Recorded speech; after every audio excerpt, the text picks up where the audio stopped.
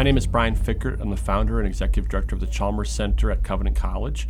We're a church equipping organization. We want to help the local church to help the poor, to help themselves through their own work, because we think that's the best way to love the poor, is to help restore them to what God created them to be.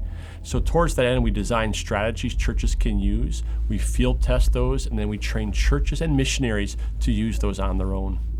My co-author and I have been so excited to see the explosion of interest in the Evangelical Church in North America in ministering to the poor in words and in deeds, just as Jesus did. That's at the heart of the gospel. That's what the church has to be doing. That's what the church did historically. And so it's great to see the North American church reconnect with its biblical mandate.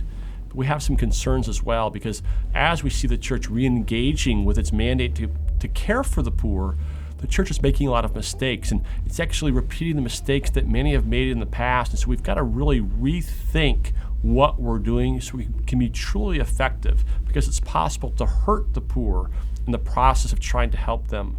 Good intentions are not enough. We can actually do serious damage to the poor even as we're trying to make their lives better. You know, short-term missions can be a powerful experience for those who go, but it can also do a lot of harm, both for those who go and for those on the receiving end, because one of the ways that North Americans are broken is we tend to think that we're kind of the answer. We kind of think that the goal is to turn like Kampala, Uganda into Atlanta, Georgia or something. But the goal isn't to turn Kampala into Atlanta, because Atlanta's broken.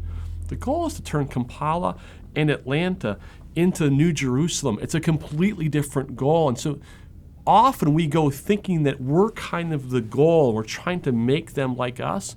We're really not the goal. So what we tend to do is we tend to rush in. We tend to take over. We tend to take charge.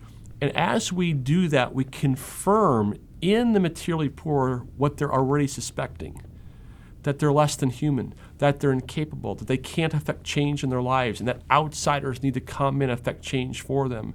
We do a lot of harm to the poor by confirming in them their own marred image, their own loss of identity, their own sense of inferiority. So we've got to repent of our pride before we go on short-term mission trips. A second step we've got to take in short-term missions is to repent of our materialism.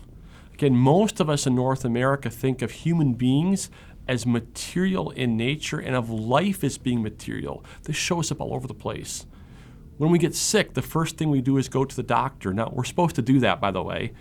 But if you're like me, you'll go to the doctor a dozen times, 15 times. And after they can't figure out what's wrong, then I decide maybe I should pray. But I could pray on the way to the doctor to begin with, and I could pray to the creator of heaven and earth, the creator of the medicine to bring healing, or to use the medicine to heal me. Our mindset in North America is very material. So our approach to the poor is to provide material resources to them because we think that's the answer. We've got to repent of that materialism and embrace a relational understanding of what a human being is. And that's transformative for us too. We need to change how we conceive of ourselves and of the world around us.